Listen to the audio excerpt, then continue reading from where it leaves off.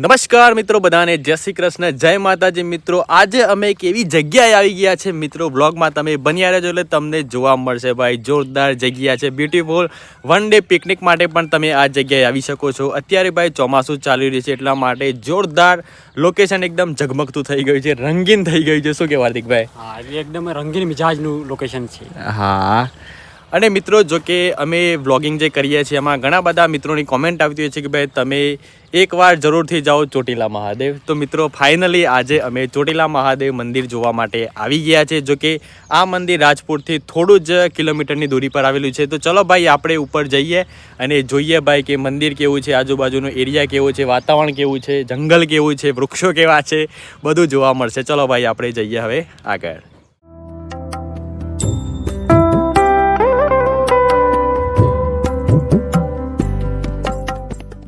ભાઈ હા થાકી ગયા કે શું? હાવ થાક લાગ્યો છે જો કે અહીંયા લગભગ 350 જેટલા પગથિયા છે એવું કેવું થાય છે લોકોનું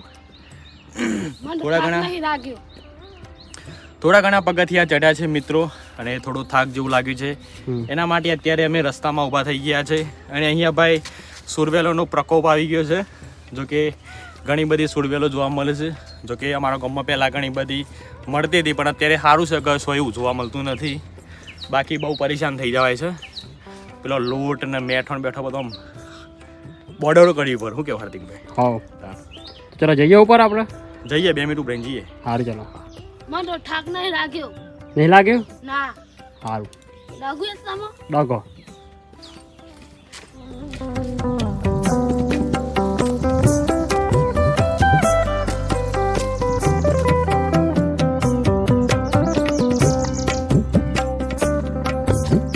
તો મિત્રો અમે ખાસા બધા પગથિયા ચડ્યા છીએ પણ અત્યારે થોડું થાકનો અનુભવ થઈ રહ્યો છે અને બાઇક કુમારના પણ સેમ જ કન્ડિશન છે આવો મિત્રો તો હવે ચલો જઈએ ઉપર તો ભાઈ ફાઇનલી અમે પગથિયા ચડી ચૂક્યા છે ને અહીંયા પગથિયા ચડતાની સાથે જ ભાઈ પીવાના પાણીની સગવડ છે તમે જોઈ શકો છો ભાઈ 2 નળ આવેલા છે તમે તમારું મોઢું પણ ધોઈ શકો છો અને સાથે પાણી પણ પી શકો છો મિત્રો ચલો ભાઈ આપણે ઉપર જઈએ અને જોઈએ ભાઈ અને ચોટીલા મહાદેવના દર્શન કરીએ આવો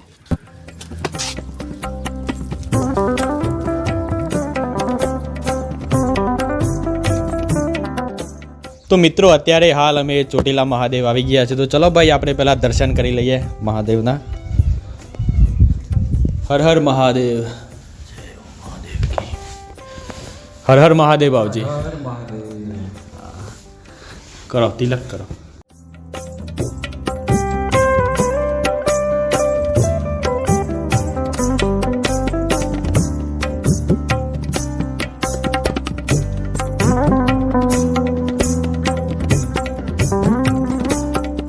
તો મિત્રો અત્યારે હાલ અમે ચોટીલા મહાદેવ મંદિરના અંદર બેસ્યા છીએ અને આપણે ભાઈ ઇતિહાસ જાણીએ કે ચોટીલા મહાદેવ કઈ રીતે કહેવાય છે તો જણાવો મહારાજ તમે આખો ઇતિહાસ ચોટીલેશ્વર મહાદેવ કી જય આ મંદિર છે તે અરવલ્લી જિલ્લા અરવલ્લીની ગિરિમાળા શરૂ થાય એનું પહેલાં મંદિર આવેલું છે અને આ મંદિર છે ડુંગરની ઉપર સ્વયંભૂ શિવલિંગ મહાદેવ છે અને 350 પગથિયા છે આ મંદિરનો ઇતિહાસ એવો છે કે ગોરવાડા જાગીર વખતે ગોરવાડાની જાગીરની અહીં ડુંગરા ઉપર ગાયો ચરવા માટે આવતી હતી 300 થી 350 વર્ષ પહેલાં અને ગાય વિયા પછી એમનું દૂધ બંધ થઈ અહીં દૂધ નીકળી જતું હતું ધરણ થતું હતું એટલે ત્યાં ગયા પછી ઠાકોર સાહેબે પેલા ગોવાળને કીધું હશે કે આનું દૂધ કેમ નથી આવતું તો બીજે દિવસે એ ગોવાળ છે ગાયની પાછળ અહીં આવ્યો ઉપર અને એમને જોયું કે અહીં તો ગાયનું દૂધ અહીં ઝરી જાય છે એટલે ઠાકોર સાહેબને વાત કર્યા પછી ઠાકોર સાહેબ અને એના માણસો કંઈ જંગલમાં રસ્તો કરતાં એ લોકો ઉપર આવીને એમને જોયું હતું કે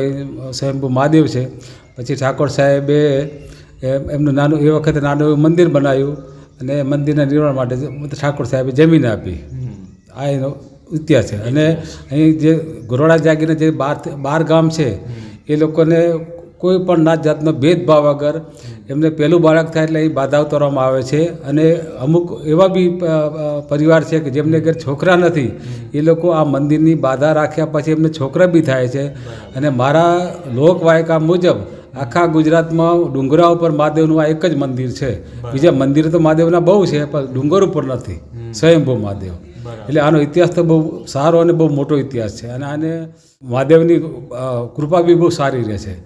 કોઈ છોકરું બોલતું ના હોય યા તો બોબડું હોય એટલે જન્મ એવું હોય તો એમની બી બાધા રાખવાથી એમને છોકરા બી બોલતા થાય છે. બરાબર. અને શ્રાવણ મહિનાના જેટલા સોમવારે એ બધા સોમવારે મેળો ભરાય છે. અને શ્રાવણ મહિનામાં જ સોમવારે જ બાધા ઉતરે છે બધાની. દર સોમવારે શ્રાવણ મહિના. હા, શ્રાવણ મહિના દર સોમવારે બાધા ઉતરે. અને વચ્ચે કોઈને ઉતારવી હોય તો ઉતરી શકે છે. લોકો લગભગ તો શ્રાવણ મહિનાના 4 સોમવારે મેળો બી ભરાય છે. શ્રાવણ મહિના, શિવરાત્રિ અને જન્માષ્ટમી એ મોટા મેળા ભરાય છે. આનું મહત્વ બહુ મોટું છે. અને મહાદેવજી દરેકની મનોકામના પૂર્ણ કરે છે એવા સાક્ષાત દાખલા બી છે. બરાબર. આપણે તો એક ડૉક્ટરની વાત કરી ને કે ડૉક્ટરે કીધું હતું ભાઈ સંતાન. હા, અહીં લોલાસણ બાજુ તેજપુરાની બાજુમાં લોલાસણ ગામ આવેલું છે. ત્યાંના એક પંચાલભાઈ હતા. એમના બાબાને ત્યાં કોઈ વસ્તાર જ નહોતો. એટલે હિંમતનગરના બધા ડૉક્ટરને બતાવી. એટલે ડૉક્ટરે બધા ડૉક્ટરે એવું કીધું, ગાયનેક ડૉક્ટરે કે અમને બાળકો થશે જ નહીં. તો એ છોકરાના મમ્મી પપ્પા અહીં મહાદેવ દર્શન કરવા આવ્યા હતા. અને મહાદેવને એમને દર્શન કરીને જળબળ ચડાવીને વાત કરી કે મારા બાબાને ત્યાં કોઈ છોકરા નથી. અને મહાદેવ આપો તો 2 જોડે આપજો, એમ એક ના આપતા કે. એમને તો ખ્યાલ હતો કે અમને છોકરો થવાના નથી, કારણ કે ડૉક્ટરે ના પાડી દીધી હતી. એટલે મહાદેવે એમને 2 છોકરા આપ્યા. અને ગઈ સાલ શ્રાવણ મહિનામાં અમે બાધા ઉતારી એમને. સરસ. 2 છોકરા આપ્યા. ચમત્કાર કહેવાય. ચમત્કાર કહેવાય, સાક્ષાત ચમત્કાર. બીજું એક મોટો ચમત્કાર એવો છે કે આ મંદિરનો એવો ઇતિહાસ છે કે અહીં ડુંગરા ઉપર મંદિર છે. કોઈ પડે છે બળે છે પણ કોઈ દિવસ કોઈને લોહી નીકળતું નથી. બરાબર. મૂઢ માર થાય. બાકી આનો મોટો ઇતિહાસ છે કે 350 પગથિયા પર મંદિર છે. કદાચ કોઈ છોકરું પડે કે કોઈ ગમે તે પડે છે ખરા. અને પહેલાં તો રસ્તા બી નહોતા, તો કોઈ ટ્રેક્ટરના બી એક્સિડન્ટ થતા હતા. પણ આજ દિવસ સુધી કોઈને લોહી નીકળ્યા નથી. લોહી નહીં નીકળ્યા. હા, એ મોટો ઇતિહાસ છે મહાદેવ. બરાબર. એ ચમત્કાર કહેવાય. મહાદેવ સાક્ષાત મહાદેવ. અને આ મંદિર 24 કલાક ખુલ્લું રહે છે. આ મંદિરમાં અમે તાળું જ નથી મારતા. બરાબર. હા, આ મંદિર 24 કલાક ખુલ્લું. ખાલી જાળી બંધ કરી દેવાની. બાકી ગમે ત્યારે જેને પૂજા કરવી હોય કે દર્શન કરવા ગમે ત્યારે આવી શકે. કોઈ તાળું વાળું નહીં, કોઈ કશું જ નહીં એમ. બરાબર. ચલો, ખૂબ ખૂબ આભાર તમારો. હર હર મહાદેવ.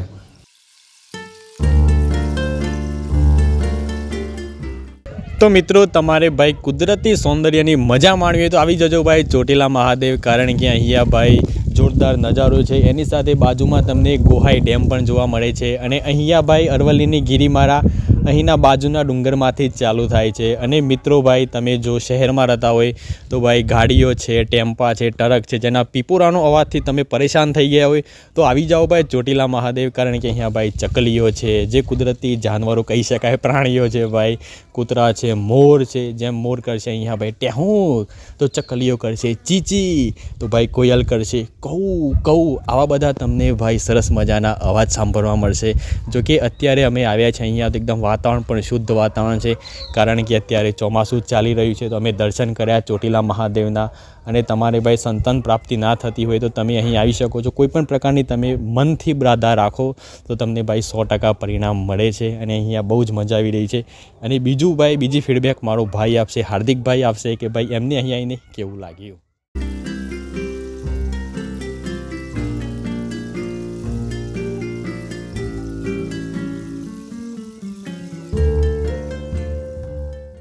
તો મિત્રો, પહેલાં 350 પગથિયા ચડીને હું ઉપર આવ્યો તો પહેલાં તો એવું લાગ્યું કે યાર બહુ થાકી ગયા. પણ ઉપર આવ્યા બાદ જે અહીંયાનો જે નજારો જોવા મળે છે તેવો નજારો તમને તમારા આંખની ઠંડક આપશે.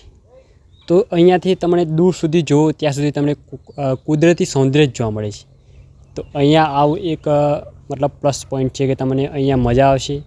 અહીંયા મહાદેવનું મંદિર છે, તેનાથી તમારા મનને શાંતિ મળશે અને આત્માને પણ શાંતિ મળશે. તો મને અહીંયા ખૂબ જ મજા આવી. ઓમ શાંતિ. હર હર મહાદેવ.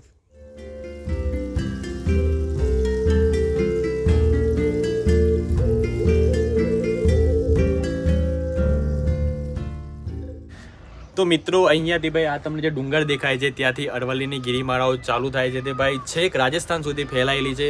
તમે જો કે રાજસ્થાન ગયા હોય ભાઈ, હાઈવે પર જતા હોય તો તમને આજુબાજુમાં ડુંગરા જ દેખાતા હશે બધા ભાઈ, છેક રાજસ્થાન સુધી. હિંમતનગરથી જાઓ કે પછી ગમે ત્યાંથી જાઓ.